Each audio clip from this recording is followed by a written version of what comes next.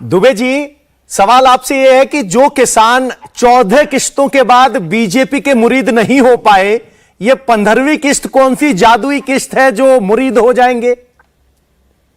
पवन जी देखिए, नियत पर सवाल खड़ा किया है हम लोगों ने। छोड़िए पुरानी बहुत सारी तारीखों को। 27 जुलाई को 14वीं किश्त इन लोगों ने डाली थी। तो मैं पूछना चाहता हूं कि पुराने वर्ष की जो जयराम रमेश जी ने कहा वो तो बात बिल्कुल ठीक है, मगर चुनाव के 2 दिन पहले प्रधानमंत्री जी ये पैसा डाल रहे हैं ताकि किसानों को प्रलोभित किया जा सके। ये क्यों कर रहे हैं प्रधानमंत्री जी? प्रधानमंत्री जी ये इसलिए कर रहे हैं कि किसान साथी जान गए हैं कि भारतीय जनता पार्टी ने 25,000 रुपए हेक्टेयर खेती की लागत बढ़ा दी, डीजल के दाम बढ़ाकर, कीटनाशक, खाद पर, कृषि यंत्रों पर, ट्रैक्टर के टायर तक पर 12 से 18% जीएसटी लगा दिया। पूरा कैलकुलेशन हमने किया कि जो 60 से 70 रुपए का डीजल 100 रुपए पार कर दिया और कैसे लागत बढ़ा दी। 15 करोड़ हेक्टेयर में खेती होती, 2,85,000 करोड़ रुपए पूरे साल सीधे किसानों की जेब से प्रधानमंत्री निकाल लेते हैं, और अभी कह रहे हैं कि 6,000 रुपए सीधे खाते में आता है। प्रधानमंत्री जी, मैं आपसे पूछना चाहता हूं, 13वीं किश्त में कितने किसानों को पैसे दिए थे?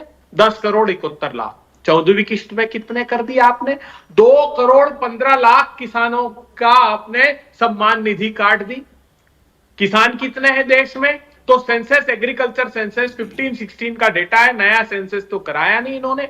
14 करोड़ 65 लाख किसान है, तो 8 करोड़ किसानों के खातों में ये दे रहे हैं। इन्होंने खेती के साथ क्या अन्याय किया वो मैं बताता हूं।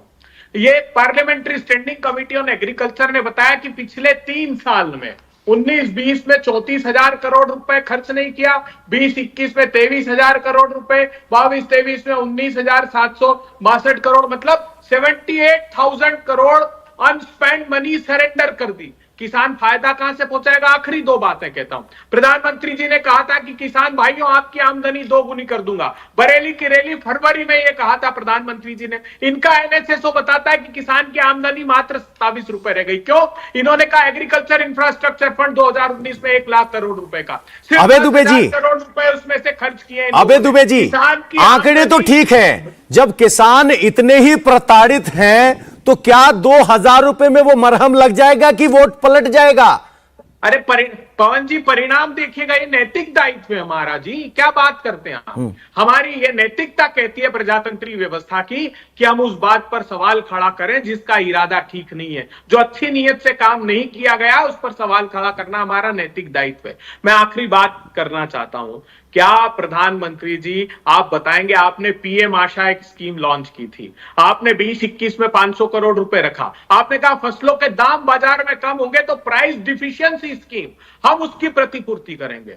500 करोड़ रुपए को रिवाइज एस्टीमेट में 1 करोड़ किया और एक भी पैसा खर्च नहीं किया।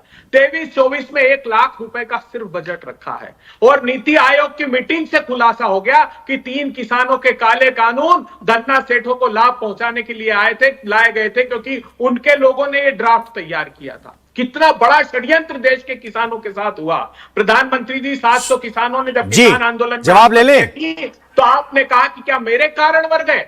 ये किसानों के साथ जो कुठाराघात किया वो परिणामों में दिखेगा आपको 3 दिसंबर को।